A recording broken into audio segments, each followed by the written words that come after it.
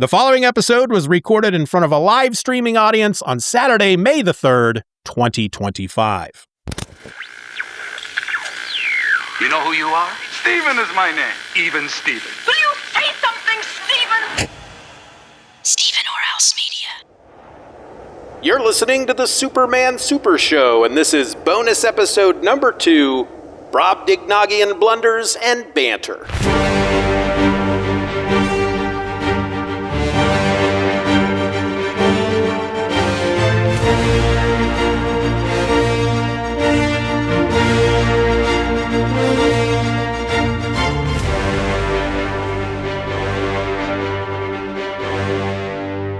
Hey folks, we are live. Welcome to the Superman Super Show Live. This is number 37. This is the 37th time we've done this. Is that not amazing? That's pretty cool. I meant to ask you this before we went live, but now I'm just gonna throw this out there in front of everybody. Do you mind if for this recording, for this live stream, we only do the Ducalia spy ring? No, that's fine. Okay. The only reason this is not, I got shit to do today or I'm not feeling it. This is all because I need the 2 episodes. When we're going to record 2 episodes on a live stream, I need them to start with an odd number and end with an even number because Ducalia Spy Ring is technically the 2nd episode for season 8. And if we keep doing it this way, then when we get to we're going to have the 6th episode of season 8. Right. And then we would, the first. Yeah. So we're going to do 1 episode of these Golden Age stories at one point anyway, during these 6 things. So yeah, let's just do it today. And then we'll start out with episode 87 next time. Okay. Yeah, that's fine. Which reminds me, because one of the things I was going to also mention is that we have a bit of feedback that we can include in this episode. So I'll have to let them know that we're going to do that. So all right. Do you want to consider us talking before recording our banter, or do you want to banter for the recording? Let's banter for the recording. Okay. I'll be a little bit quieter now. I'm drained after that that punch 'em up about so I'm like, okay, yeah, all mellow. Yeah, I don't know if I have anything specific for banter, but maybe something will come to me. I'm not sure that I do either. Here it is. Brobdingnagians is how the we already did that one. Now that I think about it, because we had that whole episode where I had a problem pronouncing the word. We spoke about it in the episode, but I don't know that we cover feedback about that, because I remember it coming up in the episode. Yes. Yeah, it's let's see, because this goes back to February. I'm pretty sure we did this one already, because it was feedback for episode 75. That's Matthew 10 Cody. Episodes ago. Yeah. Said it was the subject line of the email is Brobdingnagians, and it says, "Hey guys, in episode 75 you mentioned wanting to see Superman taking on some threats such as aliens, monsters, or giant robots. I know there was a great storyline from 1940 in the Sunday newspaper strip where he goes against some metal Brobdingnagians," and I think that's where we had our big talk, because I was like, what the hell is a Brobdingnagian? Okay. And then it took me forever just to finally be able to say that word. Because it doesn't look, you want to leave out a letter to make it easier to say. It's like, your brain has to, you know how you can look at words that are misspelled and a whole sentence full of words with the letters switched, and you can read the full, your brain, because it's like the cookies in a computer, in your web browser, it remembers shit. Now, keep in mind, that is very common speech that you're looking at doing that too. Right. If it was a bunch of scientific technical jargon, you'd be like, what the hell is that word? I don't know it. So yeah. So when you're looking at a word like Brobdingnagian, your brain immediately wants to try to arrange those letters into a word you already know. Exactly. Yeah. It's like so hard to pronounce. It's like, oh, I'm sorry, I don't know those words. Your internal AI is like, no return. Also, I put the show notes together to continue what we were doing with the post-crisis, where I do the intro and the synopsis, and then you do the deep dive. Okay, that's fine. You okay with that? Yeah. All right. I got my Audacity up. Go ahead and start recording. Test. Yes, 1 2 1 2. Yep, mine's going. All right, just give me a few seconds of silence there. 10 seconds later.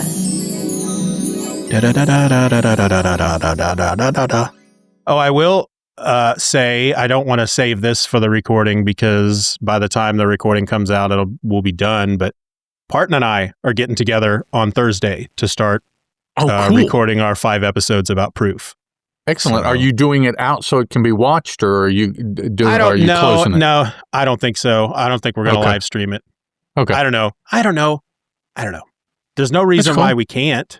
Well, unless you guys just don't want to mess with that. You just want to, I mean, either way, we're going to use StreamYard. So if we don't live stream it, then we have to use the record version of StreamYard, which is still free, but this sounds like it only allows you to do 2 hours at a time. And I think the one time you and I used it, we recorded for like 3 hours. And so I had to stop and then log into a different account and start a new one. Yeah. So. Yes, I remember that. Oh, back about a month or so ago, I recorded probably my longest episode ever with somebody. It was approaching 4 hours of on time. Now, I don't think the show will be that long. Yeah. But yeah, it was almost 4 hours long. I think, was that with Billy D? No, that's a new show that I believe I can speak on because the first episode came out as part of the JS April project that they were doing. It's JSA Secret Files. Oh, cool. With Diablo Frank. Yeah. And at the time we recorded, he indicated that ours was going to be the second episode. If that's still going to be the case, I'm not sure. So yeah. Cool. Yeah, I had edited an episode of Mike's Comic Shop Roadshow. His can be anywhere from an hour and a half to sometimes they're about 2 hours long. But this sucker was like 3.5 hours long. And yeah, it was a long, it was fun to edit. It was, I had to compress certain things just to, because it got to be a pretty big fat Audacity file after a while. I would, I would say, yeah. All right. So, I did say I was recording, right? Yes, I'm recording. Okay. Yes. Are you're recording? Yes, I am. Okay, let's do this then.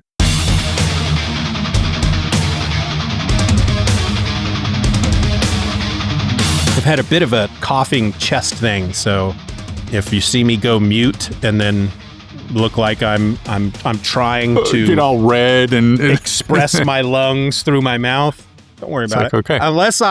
Unless you see my eyes roll into the back of my head and I fall out of frame. Yeah. It's like, I think Steeven just passed out, but I'm not sure. Yeah. Even then, don't worry about it. I'm sure my daughter will be out soon. She'll discover me. Steeven! Hey! Like, what's that noise coming from his headphones? He's still live streaming. That would be funny. All right. Happy Free Comic Book Day. Ah, yes, indeed. And tomorrow is Star Wars Day. Yes, it is. I usually don't do anything on Star Wars Day, and I've already made my daughter aware that I'll be watching a lot of Star Wars tomorrow, and she's very upset about that because she does not like Star Wars. Are you starting from the beginning? I haven't quite decided. I don't think so. I'm gonna start from the original trilogy. I think. Well, I'm sorry. That's what I mean. Yeah. Are you starting from the beginning as they were produced? Yes.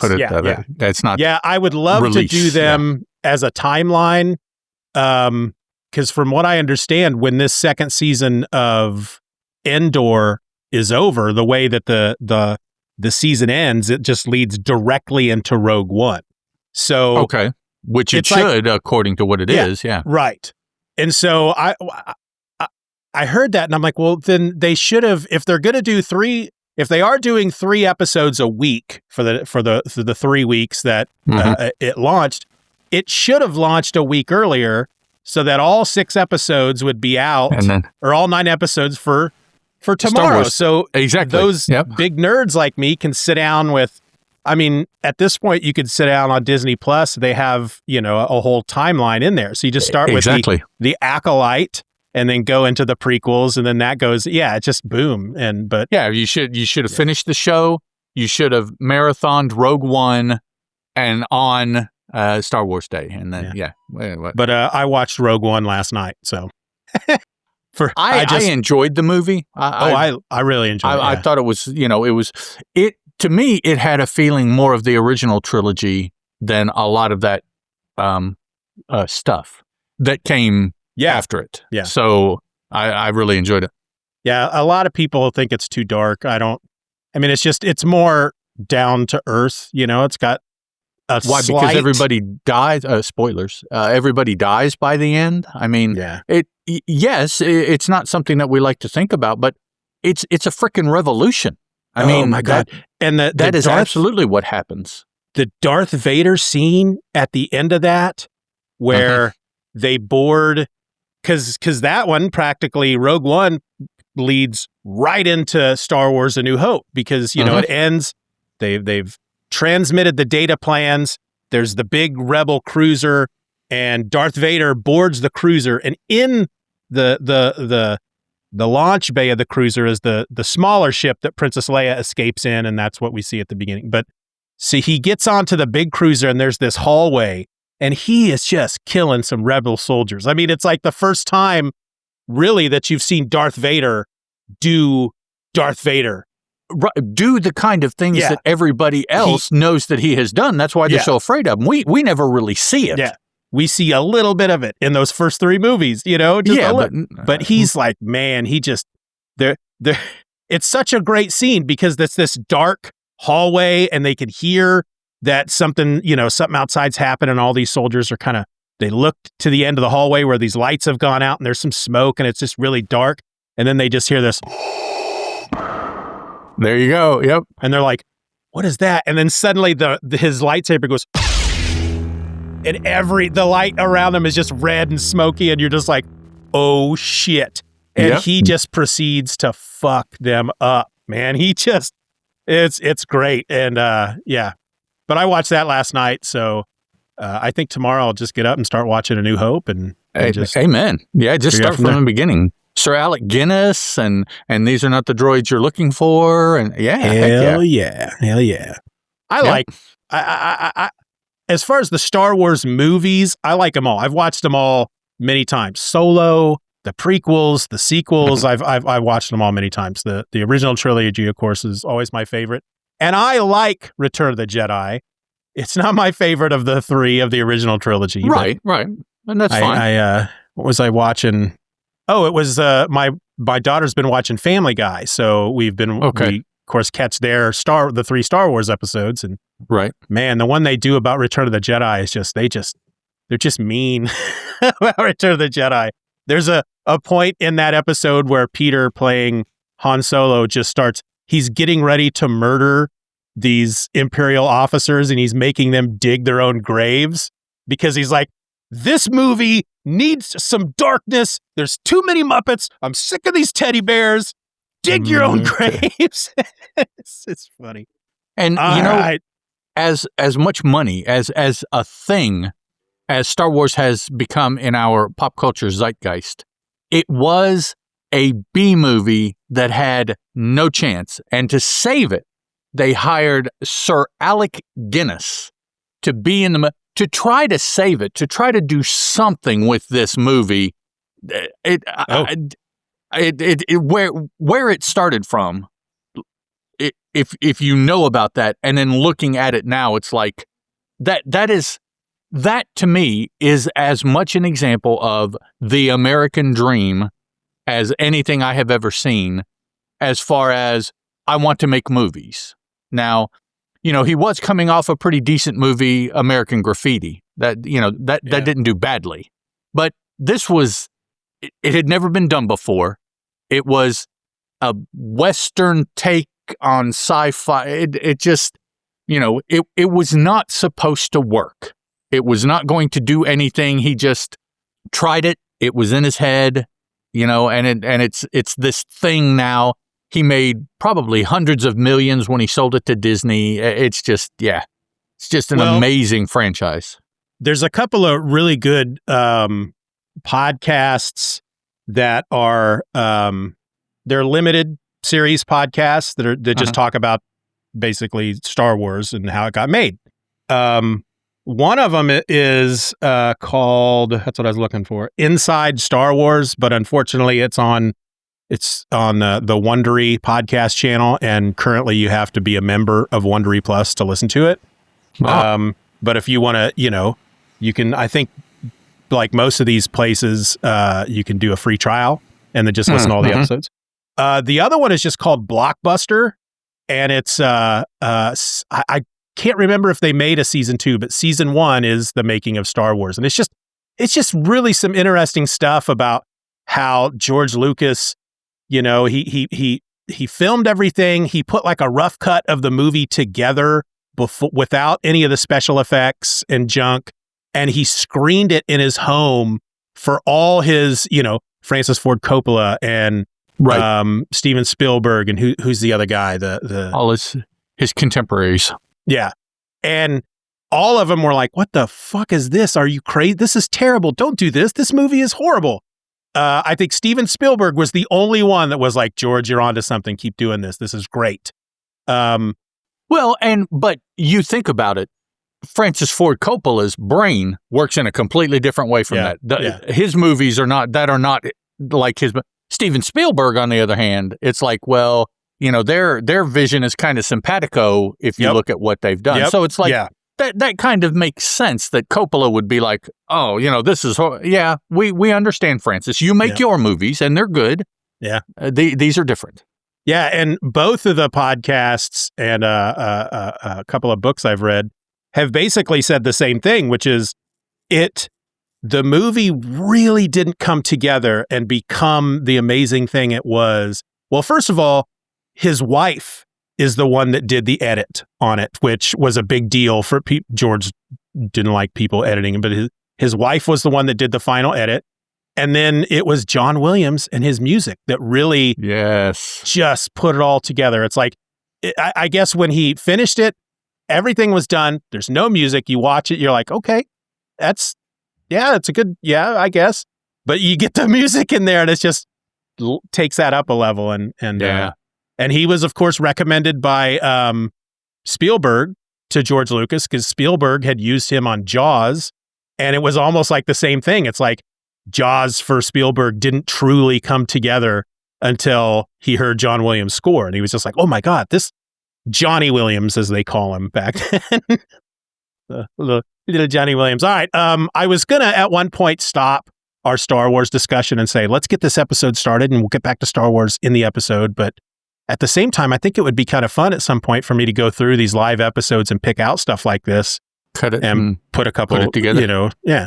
Sure. Behind the scenes episodes or stuff like that. All right. So let's get this episode started. Let's get this party started, right? Let's get it started, right? Get this party started quickly, right? Right? Play that. Bang. That's the podcast that I edit for Wayne Cordova, Flip City. At the end of every episode, they Wayne and Greg, when they're signing off, Wayne's like, Wayne just basically, catch you later, Greg, or something like that. And Greg's always like, party on, Wayne, which I think that's funny. I don't know why. I just think it's funny. All right, I'm stalling.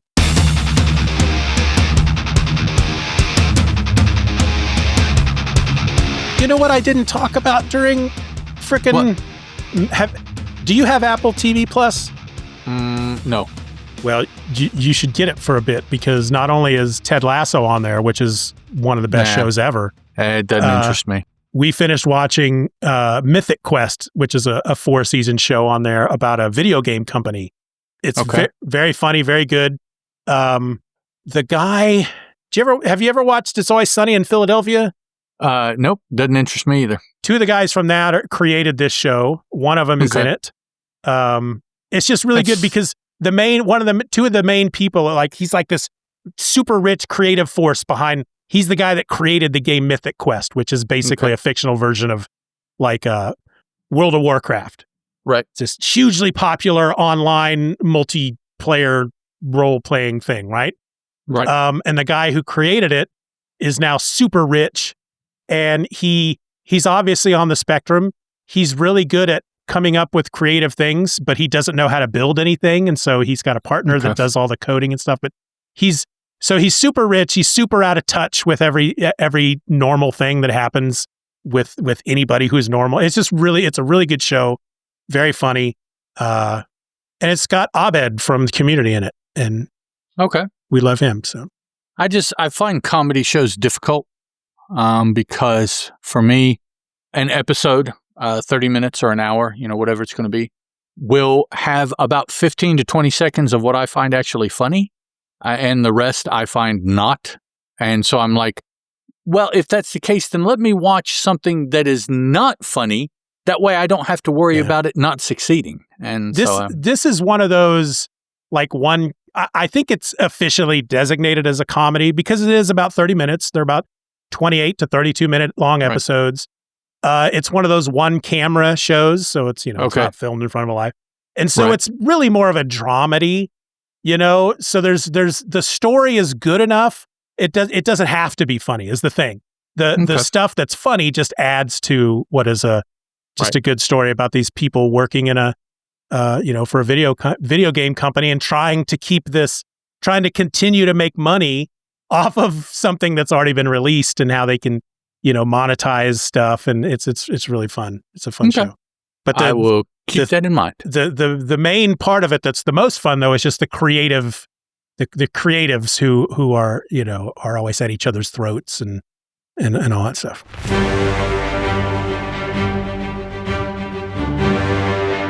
We want to thank you for listening to this episode of the Superman Super Show. Questions and comments can be directed to the Superman Super Show at gmail.com. If you enjoyed the show, you can help to boost our presence online by leaving a rating or review on your favorite podcast app. The Superman Super Show is a presentation of Steeven or Else Media. For more nerdy content just like this, check out SoManyPodcasts.com or use the link in your show notes. Superman is a registered trademark of DC Comics and was created by Jerry Siegel and Joe Shuster.